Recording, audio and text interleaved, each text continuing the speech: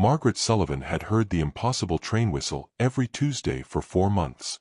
Tonight, she was finally going to follow it. Most people would call her crazy. A 67-year-old woman, walking alone through fog-drenched streets, chasing a sound that could not exist. Chasing a train that ran on tracks torn up 42 years ago. But Margaret was done being sensible. Done with empty routines and unfinished crossword puzzles. Done pretending that loneliness was just something you learned to live with like a bad knee. The whistle called again, mournful and beautiful, cutting through the coastal fog like a knife through silk. And there it was. A train that belonged to another century, gleaming burgundy and brass, sitting at a station that should not exist. Steam rising. Warm light spilling from windows. And a conductor with the kindest eyes Margaret had ever seen. "This train only runs on Tuesdays," he said, "and only for those who need it most." Margaret did not know what she needed. She only knew that something inside her was broken, had been broken for years, and she was tired of carrying the weight of it alone. She took the ticket he offered. She boarded the train. And what she discovered on that impossible journey would change everything she thought she knew about regret, forgiveness, and the small acts of kindness we think nobody notices. Because some trains do not take you to new places. They take you home to yourself. This is the story of the train that only ran on Tuesdays. And the woman who finally found the courage to climb aboard. Margaret Sullivan had learned to live with loneliness the way most people learn to live with a bad knee. You acknowledge it exists, you work around it, and you certainly don't complain about it to strangers at the grocery store. At 67, she had her routines down to a science. Tuesday evenings meant chamomile tea at exactly 7:15, followed by the crossword puzzle she never quite finished, followed by the kind of sleep that came easily to people who had stopped expecting much from their tomorrows. But for the past 4 months, something had been interrupting her Tuesdays. A train whistle. Distant, mournful, unmistakable. It would sound just as she was settling into her armchair, drifting through the fog that rolled in from the coast every Tuesday without fail. The first time she heard it, Margaret had dismissed it as her imagination. The second time, she checked her hearing aids. By the third time, she was certain. There was a train running somewhere in Millbrook Harbor. Which was impossible, because Millbrook Harbor had not seen a functioning train in 42 years. Margaret knew this for a fact. She had been the one delivering mail when they tore up the tracks back in '83, had watched the crews dismantle the station piece by piece, had personally handed termination notices to the railway workers who suddenly found themselves without jobs. She remembered their faces. She remembered everything about those days, the way you remember things that marked the beginning of an ending. Tonight, the whistle came again. Margaret set down her teacup with more force than necessary. The chamomile sloshed over the rim, staining the crossword she had barely started. She stared at the spreading brown puddle, at the ruined puzzle, and something inside her that had been dormant for years suddenly woke up. She was tired of being sensible. Tired of routines. Tired of pretending that a quiet life was the same thing as a peaceful one.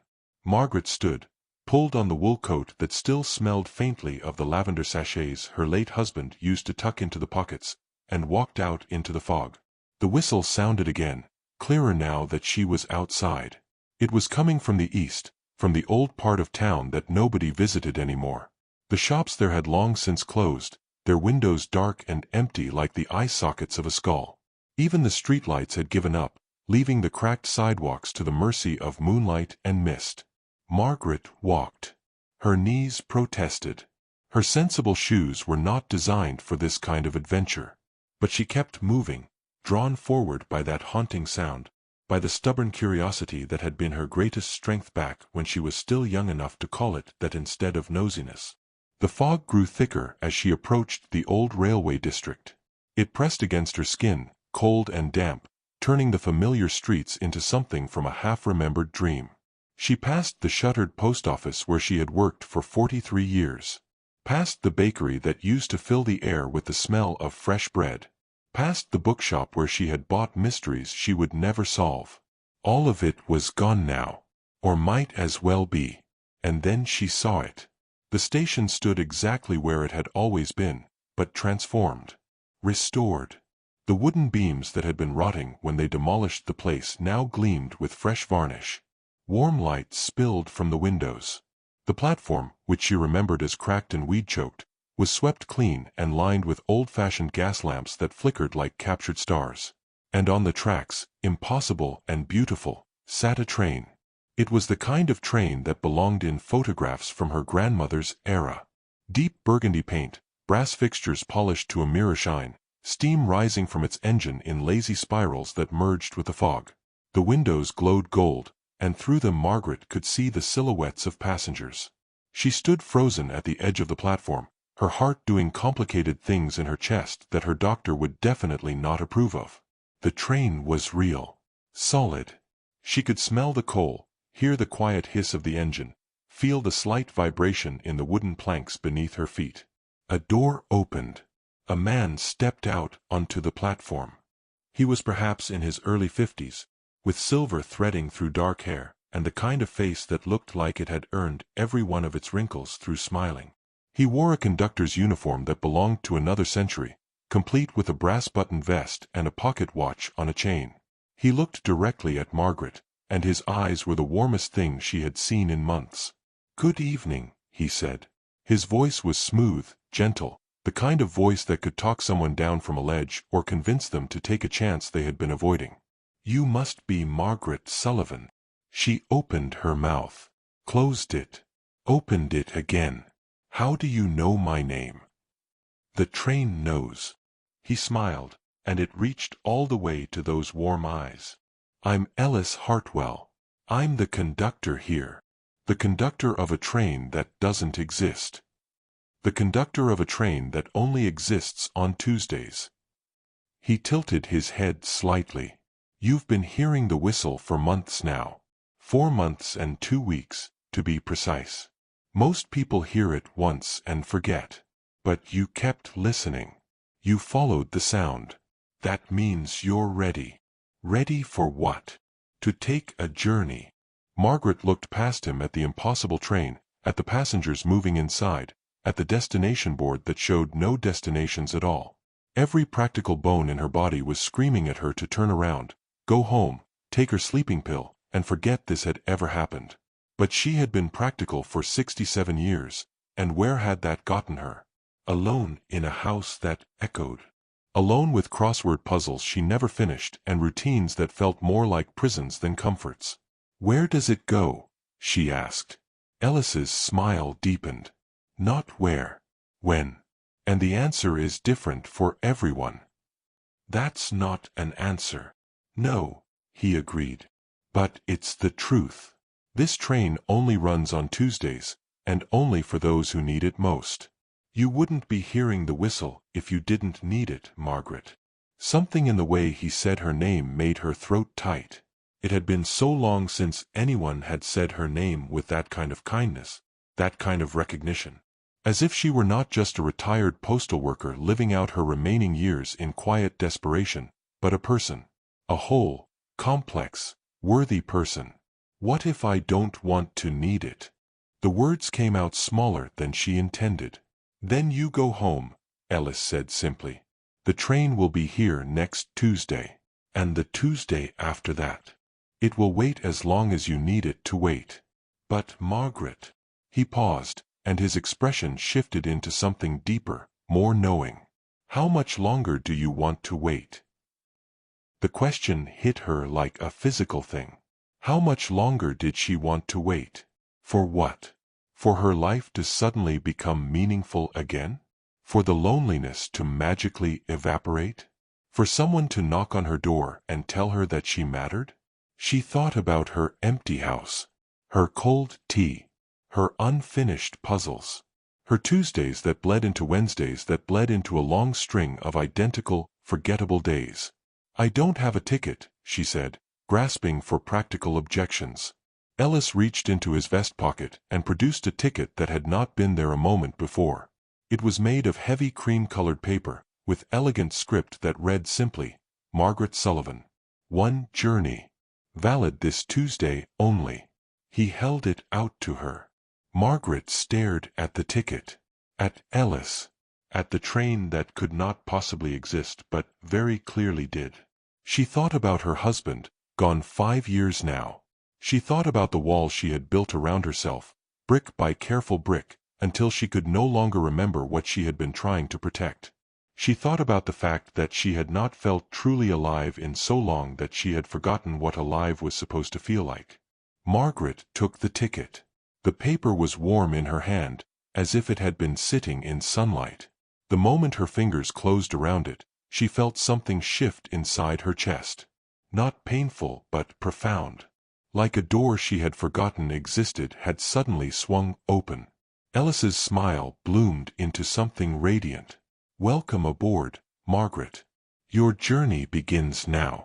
He stepped aside, gesturing toward the open door. Warm light spilled out, along with the quiet murmur of voices and the faint scent of something she could not quite place. Cinnamon, maybe. Or old books. Or the particular smell of hope, if hope had a smell. Margaret climbed the steps. The interior of the train was even more beautiful than the exterior had promised. Rich wood paneling, brass fixtures, velvet seats in deep jewel tones.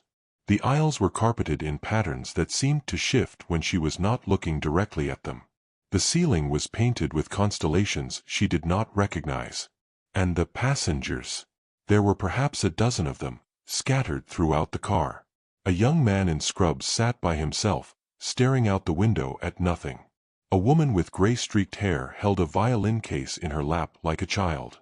An elderly couple sat hand in hand, their faces peaceful but profoundly sad. They all looked up as Margaret entered. And in their eyes, she saw the same thing she knew must be in her own. They were people who needed this train. People who had followed the whistle. People who were carrying something too heavy to bear alone. Ellis appeared beside her, his presence steady and reassuring. "Take any seat you like. We'll be departing soon." Margaret moved down the aisle, her hand trailing along the seat backs. She chose a spot by the window, settling into velvet that seemed to mold itself to her shape. Outside, the fog pressed against the glass, turning the world into a watercolor painting. The young man in scrubs caught her eye and offered a tired smile. "First time. Is it that obvious? We all look a little shell-shocked on the first journey." He extended a hand. "Thomas Beck, 34, nurse. Burnout case." Margaret shook his hand. His grip was warm, solid, real. "Margaret Sullivan, 67. Retired postal worker. Loneliness case, I suppose." "I think we're all loneliness cases, in one way or another," said the woman with the violin case. She was sitting across the aisle, her dark eyes luminous with unshed tears.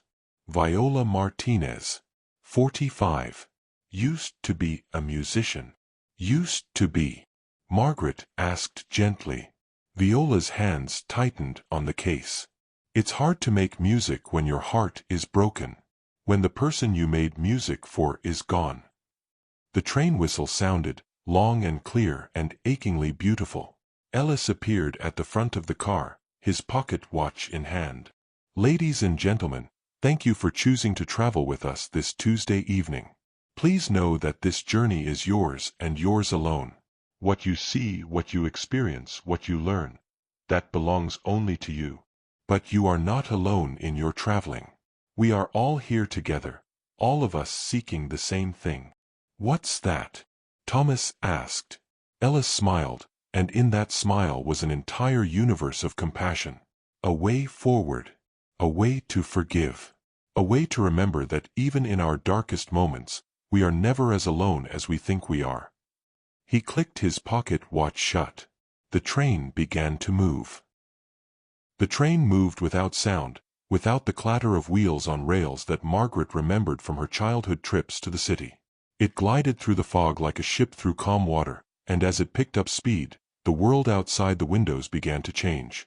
The fog thinned. Colors bled through. But they were not the colors of Millbrook Harbor.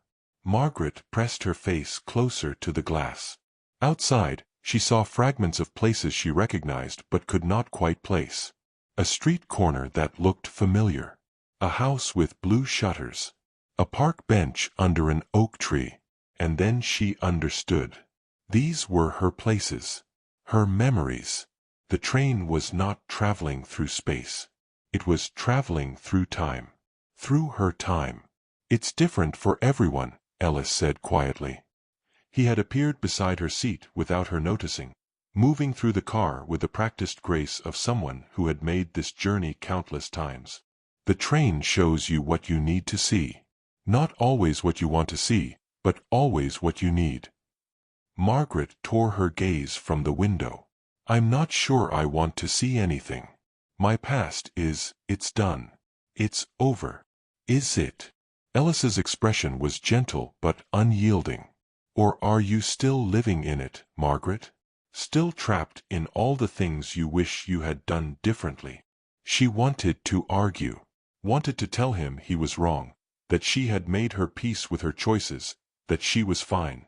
But the lie stuck in her throat. Across the aisle, Viola had opened her violin case. The instrument inside was beautiful, its wood gleaming even in the soft light of the train car. But she did not lift it out. She only stared at it, her fingers hovering over the strings without touching. I haven't played in 3 years, Viola whispered. Not since Sophie died. She was 7. Leukemia. She used to fall asleep to my music every single night. Thomas reached across the aisle and took Viola's hand. He did not say anything. He did not need to. The gesture said everything. Margaret felt tears prick her eyes. She thought about her own daughter, grown now and living across the country. They spoke twice a year, on birthdays and Christmas, conversations that were polite and distant and carefully empty of anything real. When had that happened? When had they become strangers? The train picked up speed. The windows now showed a blur of images, memories flashing past too quickly to catch. Margaret saw her wedding day. Her first apartment. The post office on a snowy morning. Her husband's face, younger, laughing at something she had said. And then the train slowed. The images outside sharpened, focused, settled into a single scene. Margaret's breath caught. She was looking at a hospital room. She knew this room. Knew the pale green walls, the fluorescent lights that hummed too loudly, the chair by the bed where she had spent 72 hours without sleeping. Her husband was in that bed. Richard. 5 years ago, in the final days before the cancer took him. And there she was, younger by 5 years but looking decades older, sitting in that chair with her arms crossed and her face set in an expression of stubborn denial. I don't want to see this, Margaret said, but her voice had no strength. I know, Ellis said softly. But you need to. On the window, the memory played out like a film. Richard was trying to talk to her.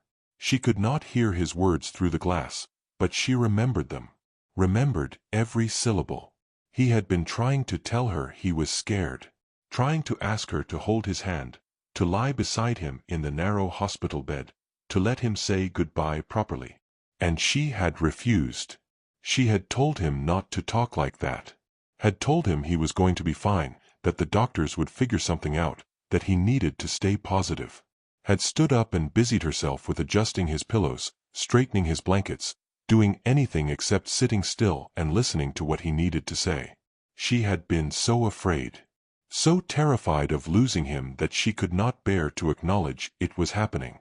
So she had built a wall of false optimism and practical tasks, and she had kept that wall standing right up until the moment he stopped breathing. And then it was too late for goodbyes. Too late for honesty. Too late for anything except regret. Margaret pressed her hand against the window, against the image of herself being so impossibly stubborn and scared. I thought I was helping him. I thought if I stayed positive, if I kept acting like everything was going to be okay, he would live. Ellis finished gently. Yes. The word came out broken. But he didn't. And I never told him. I never let him tell me. We never said any of the things we needed to say. Look closer, Ellis said. Margaret did not want to. But she forced herself to focus on the scene. on Richard's face as her younger self fussed and avoided and refused to see what was right in front of her.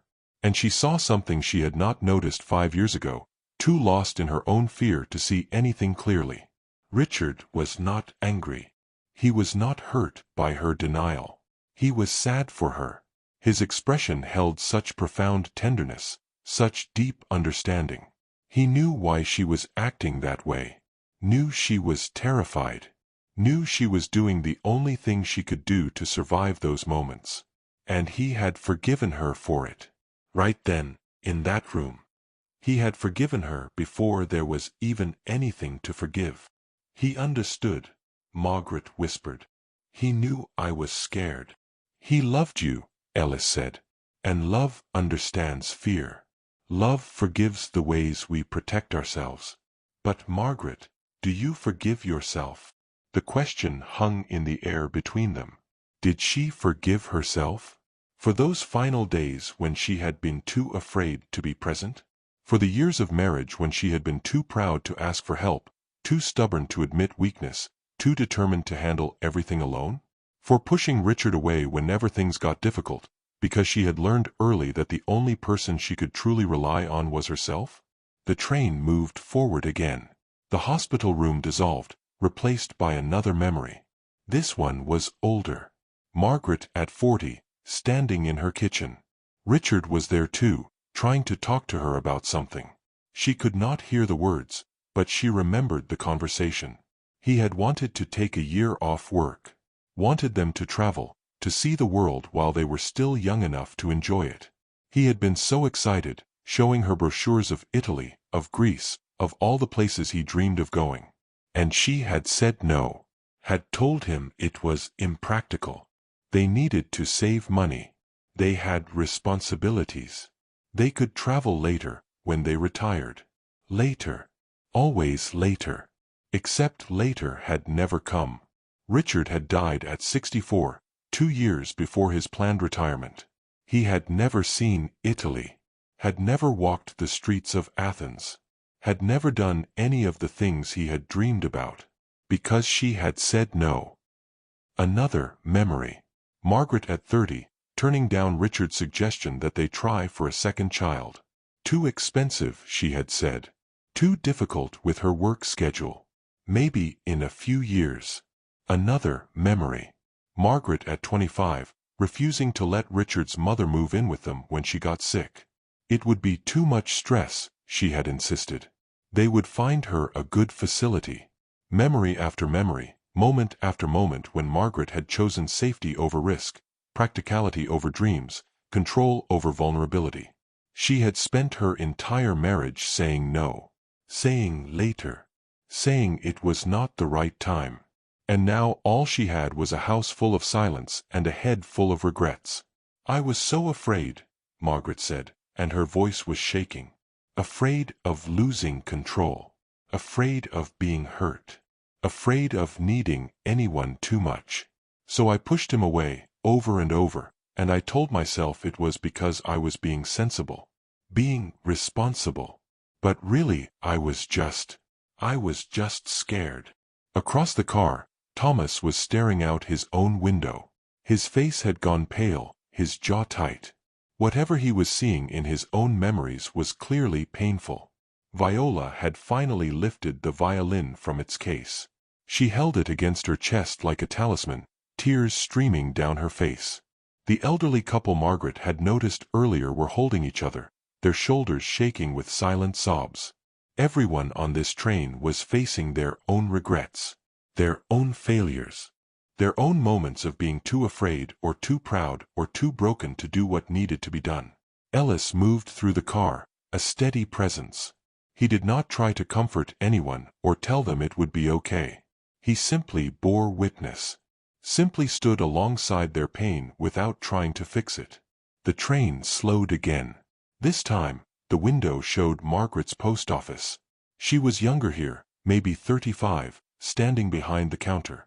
A young woman was approaching with an envelope, digging through her purse with increasing panic. Margaret remembered this day. Remembered this woman. The woman did not have enough money for postage. She was crying, explaining that it was a job application, that the deadline was today, that this was her only chance. And Margaret had watched herself do something she had forgotten about. She had quietly added her own quarters to cover the shortage, had stamped the envelope and sent it on its way, had told the woman it was fine, not to worry about it. The young woman had thanked her profusely, had promised to pay her back. Margaret had waved her off, had already forgotten about it by the time the next customer approached. But now, watching from the train, she saw what happened next. The scene shifted. Months later. A year later. 5 years later. The young woman, older now, wearing a white coat. A doctor. Working in a clinic in a poor neighborhood, treating people who could not afford care anywhere else. And there, in the corner of the memory, was a small plaque on the wall. Margaret squinted, trying to read it. This clinic exists because someone gave me a chance when I had nothing. Pay it forward. Margaret's breath caught. I don't understand. I just paid for a stamp. That was nothing. It wasn't nothing to her, Ellis said. You saw someone struggling, and you helped. Without judgment. Without making her feel small.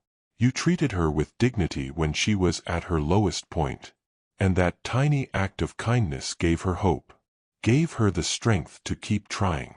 To become someone who helps others. The window shifted again. Another memory. Margaret delivering mail during a blizzard, going out of her way to make sure an elderly man's medication got to him on time. The scene blurred forward, showing that same man, years later, donating money to build a senior center in Millbrook Harbor. Another shift. Margaret remembering a child's birthday, making sure the card from his deployed father arrived exactly on the right day. The boy, grown now, running a non-profit that supported military families. Memory after memory. Small kindnesses she had forgotten. Brief moments of seeing someone's need and meeting it without hesitation. And the ripples. The endless ripples spreading out from those tiny acts. A mother whose baby announcement Margaret had hand-delivered during a postal strike. That baby, now grown, was a pediatrician. A teenager Margaret had given free stamps to so he could write to his grandmother. He now ran a shelter for homeless youth. Dozens of people. Hundreds maybe. All connected to Margaret through threads so thin she had never even noticed them. I didn't know, Margaret whispered. I never knew any of this mattered. You never asked, Ellis said gently. You were so focused on what you thought you had done wrong, on all the ways you thought you had failed, that you never stopped to see all the ways you had succeeded. All the lives you touched. All the good you put into the world. Thomas was staring at his own window now, his expression transforming from pain to wonder. Viola had started to play her violin, softly, a melody so beautiful it made Margaret's heart ache. Even the elderly couple was smiling through their tears. The train filled with the sound of Viola's music, with the quiet sounds of people breathing, crying, laughing, healing. Ellis stood at the front of the car, his pocket watch in hand once more. The train shows you two things, he said, his voice carrying easily through the space. First, it shows you your regrets. The moments you wish you could change. The times you were too afraid or too proud or too hurt to be who you wanted to be. It shows you these things not to punish you, but to help you see that you are human. That you made mistakes because everyone makes mistakes. That you were doing the best you could with what you knew at the time. He paused, letting his words sink in. And second, it shows you your impact. The good you have done, whether you meant to or not. The lives you have changed. The ripples you have created that go on and on, far beyond what you can see. Margaret looked at Thomas, at Viola, at the other passengers. They were all nodding, all wiping tears, all looking lighter somehow. I was a nurse, Thomas said quietly. I spent 10 years caring for everyone else. And I was good at it. I was so good at it. But I never took care of myself. Never said no when I was exhausted. Never asked for help when I was drowning. I burned out completely, and I hated myself for it. Thought I was weak. Thought I had failed. He pressed his hand against his window. But the train showed me all the patients I saved, all the families I comforted, all the difference I made before I broke. And it showed me that breaking does not erase the good I did, that I can forgive myself for being human, that I can start again. Viola lifted her violin higher. I stopped playing when my daughter died because I thought music without her was meaningless. But the train showed me something I had forgotten. Sophie didn't love my music because it was perfect. She loved it because it was mine, because it was how I told her I loved her. And she would want me to keep playing, to keep spreading that love into the world. She drew the bow across the strings, and the sound that emerged was pure and clear and full of hope. Margaret closed her eyes, listening, feeling, understanding. The train was not punishing them. It was showing them the truth, that they were flawed, that they had made mistakes, but that they were also so much more than their worst moments, that the good they had done mattered, that their presence in the world had made a difference, that they were worthy of forgiveness, especially from themselves. Ellis appeared beside Margaret again. "Do you understand now?" he asked softly. "I think so," Margaret said. "But how do you know all this? How does the train know?" Ellis smiled, and for the first time, there was sadness in it. "Because I was once where you are. Sitting in this car, watching my own regrets play out. Seeing all the ways I had failed. What happened to you?" "I lost everything," he said simply. "My business. My marriage. My home. I made bad choices, hurt people I loved, and ended up alone and bitter. I heard the whistle one Tuesday, and I followed it. And the train showed me what it is showing you now. And then what? And then it offered me a choice. I could get off the train and try to move forward with what I had learned. Or I could stay, become the conductor, help others find their way through their own darkness." He looked around the car, at all the healing people. "I chose to stay. Because helping others heal has been the greatest gift of my life. Because in guiding others toward forgiveness, I finally learned to forgive myself." The train began to slow. Margaret looked out the window. The memories were fading, dissolving back into fog. They were returning to the station. "What happens now?" she asked. Ellis held out his hand to help her up. "Now you go home. You take what you have learned, and you decide what to do with it. The train has shown you the truth, Margaret. But what you do with that truth is entirely up to you." Margaret stood, her legs steadier than they had been in years.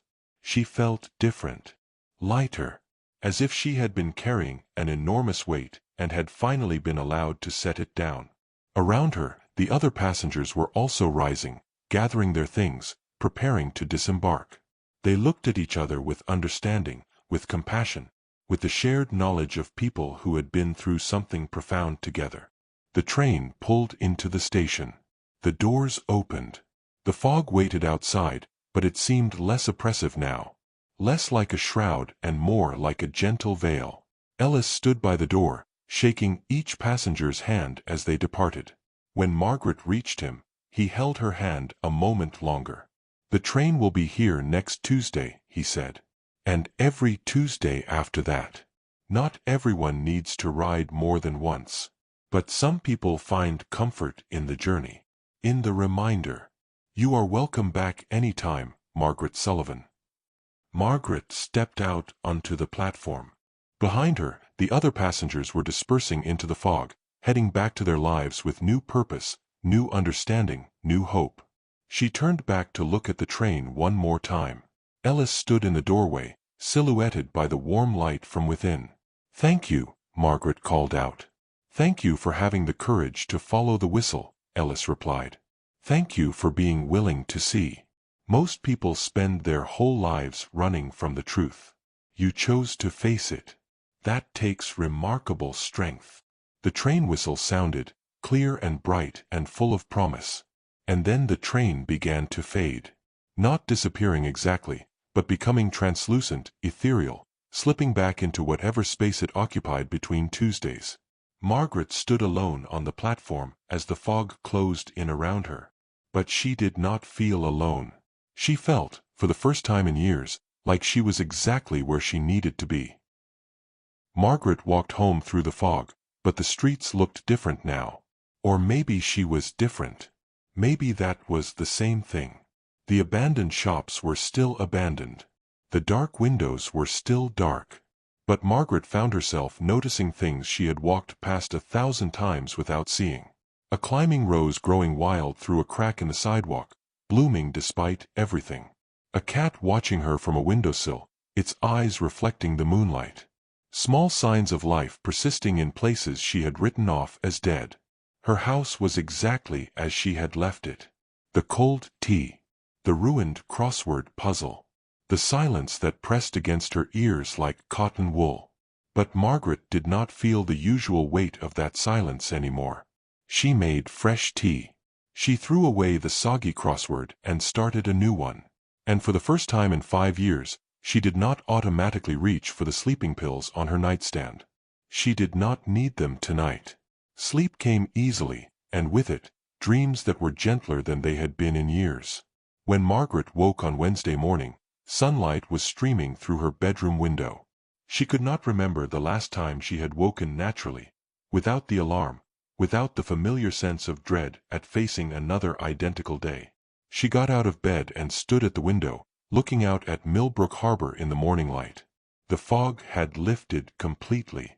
The ocean sparkled in the distance. And there, walking down the street with a bag of groceries, was her neighbor, Edith Williams. 72. Widowed 3 years ago. Margaret had nodded to Edith exactly twice in the past year.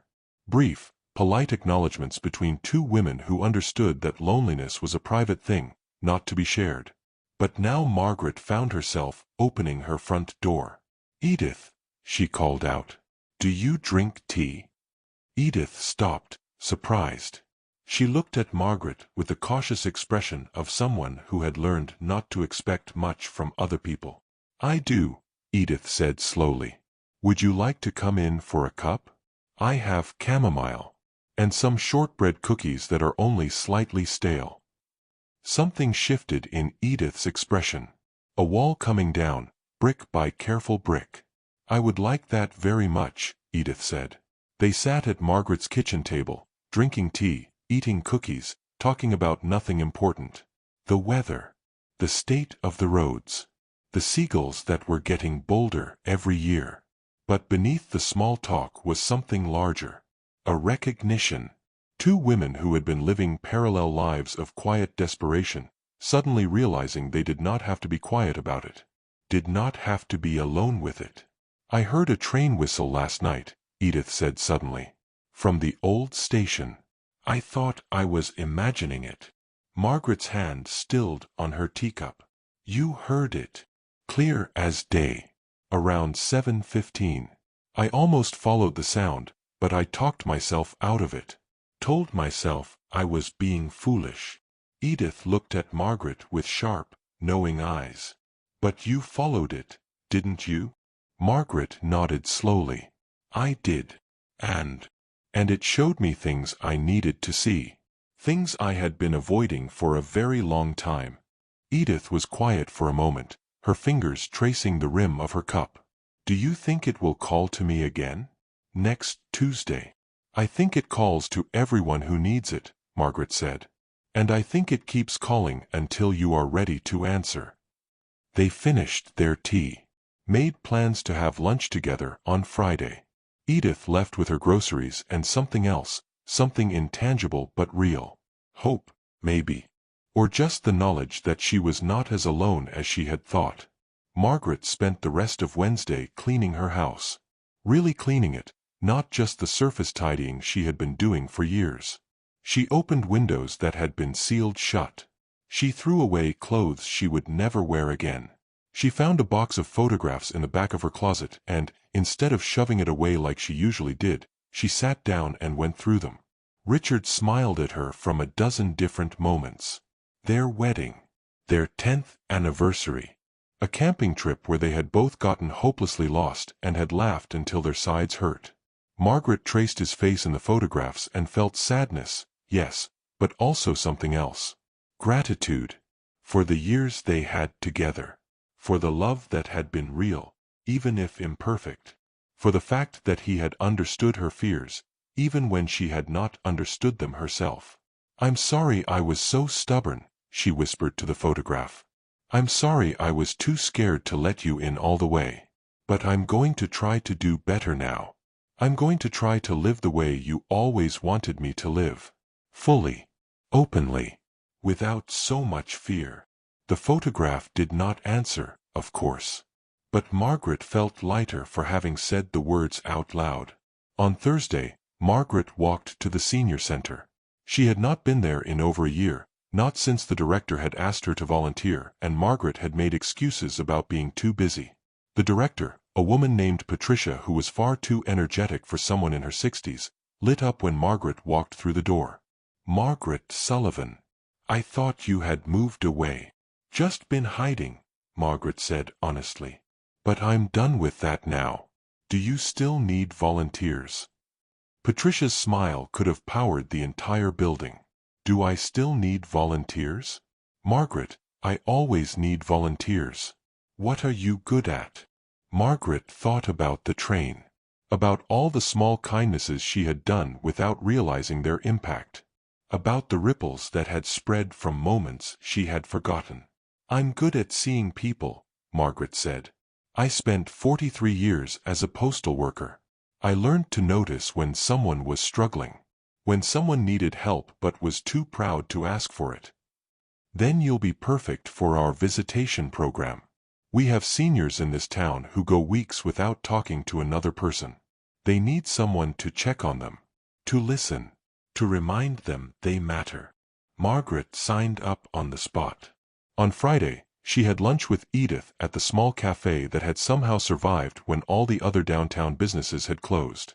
They talked about their husbands. About the years of marriage, the good and the bad, the moments they cherished and the moments they regretted. "I was so angry at him for dying," Edith confessed. "For leaving me alone. I know that's irrational. I know he didn't choose to have a heart attack. But I was still angry. And I never forgave him for it. Never forgave myself for being angry." "The train can help with that," Margaret said quietly. "If you're ready to see. If you're ready to forgive." Edith nodded, understanding passing between them without needing more words. On Saturday, Margaret called her daughter.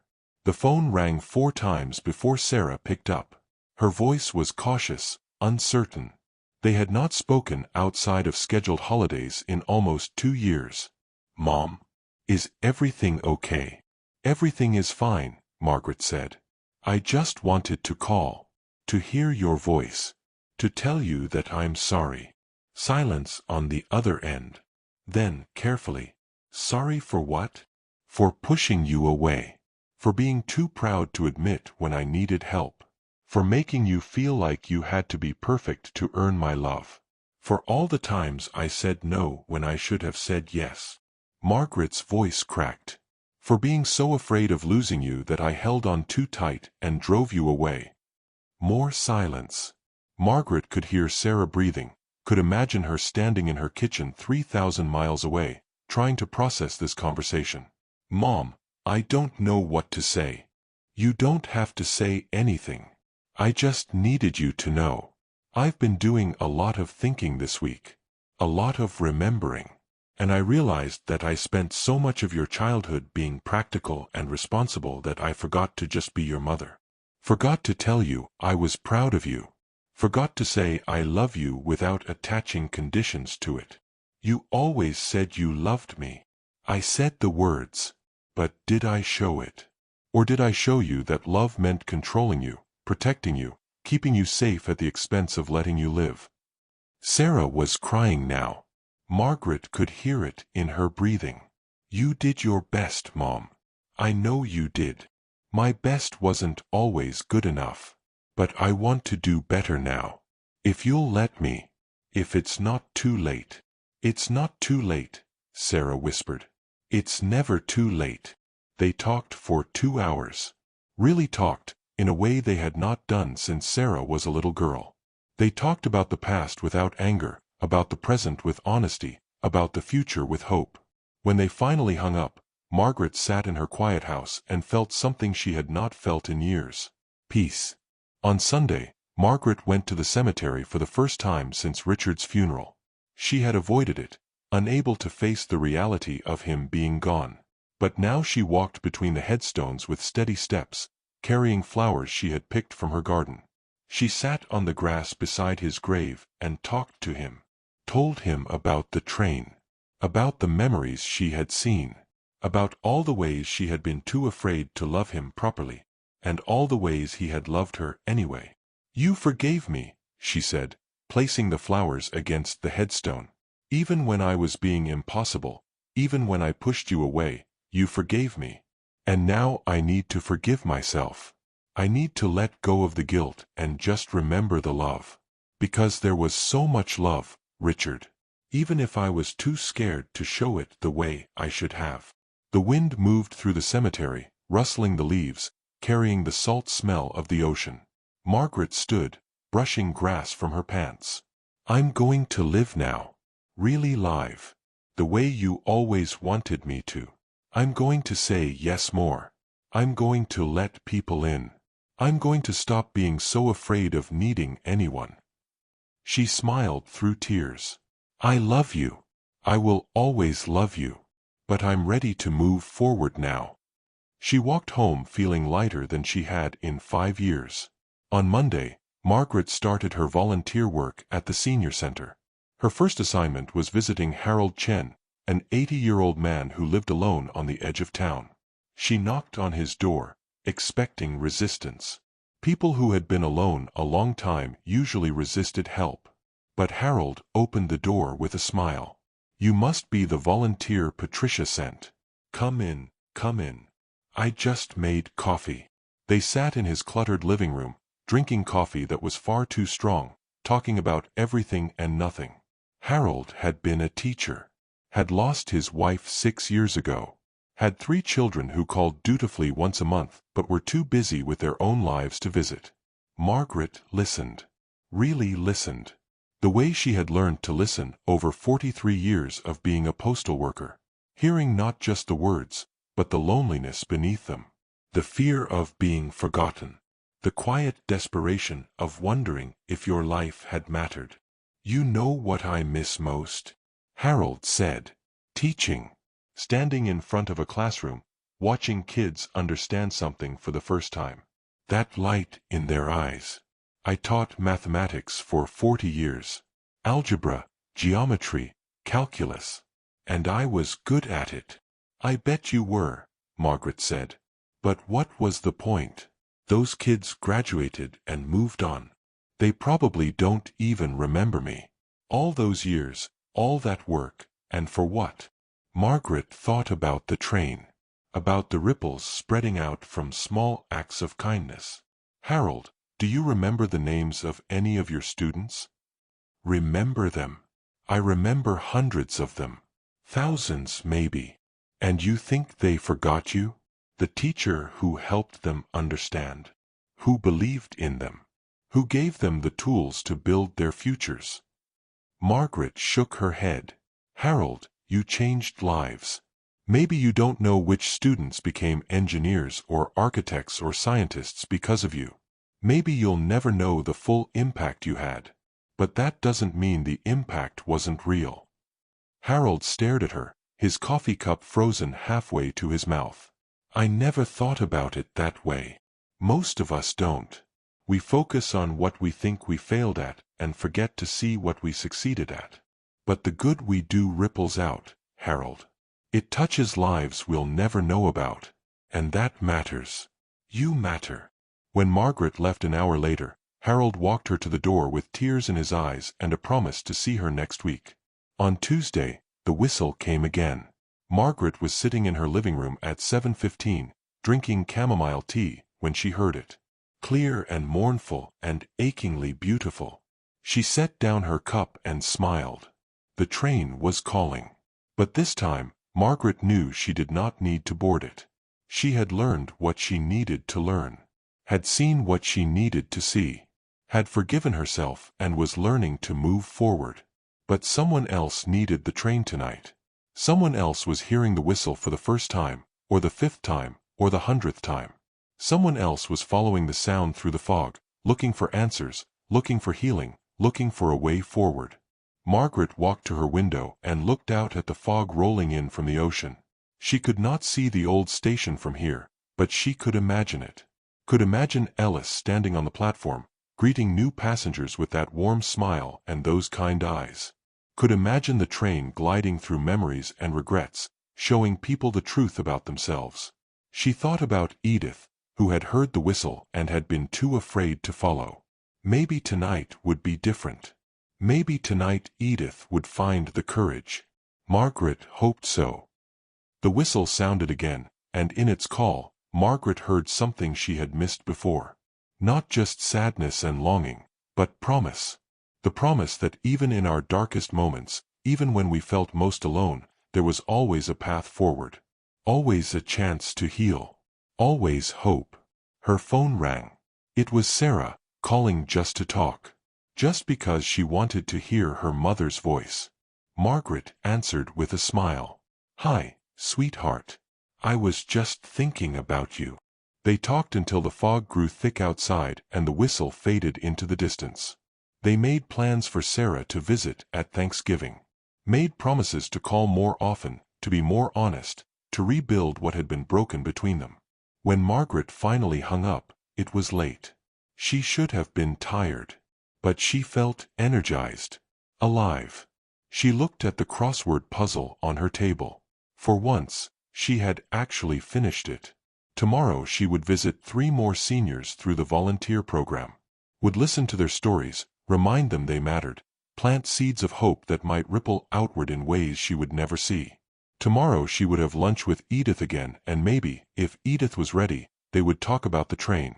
Tomorrow she would call Sarah again, because she could, because she wanted to, because life was too short to wait for scheduled holidays. Tomorrow she would live. Really live. But tonight, Margaret sat in her quiet house that no longer felt empty, drinking tea that was finally the right temperature, listening to the distant sound of a train whistle that was calling someone else home. She thought about Ellis, about his choice to stay on the train and help others find their way through darkness. She understood that choice now. Understood that sometimes the greatest healing came not from being healed yourself, but from helping others heal. She thought about all the small kindnesses she had done over 43 years. About the young woman who became a doctor. About the boy who started a shelter. About all the lives she had touched without knowing, all the ripples spreading outward from moments she had forgotten. She thought about Richard, who had forgiven her before there was anything to forgive. Who had loved her despite her fears, her stubbornness, her walls. She thought about karma, and how Ellis had described it on the train. Not punishment, but the universe showing you that your presence mattered. That the good you put into the world came back to you, in ways large and small, expected and unexpected. Margaret had put kindness into the world, and now kindness was coming back to her. In the form of Edith's friendship. Sarah's forgiveness. Harold's gratitude, in the form of purpose and connection and the simple joy of mattering to someone. She thought about the train, running every Tuesday, carrying passengers through their memories and regrets, showing them the truth about themselves. She wondered how many people had ridden it over the years. How many had been healed by seeing their own ripples. How many had chosen, like Ellis, to stay and help others. She wondered if she would ride it again someday. If she would need to. If there were more lessons to learn, more forgiveness to earn, more truths to face. But not tonight. Tonight she was exactly where she needed to be.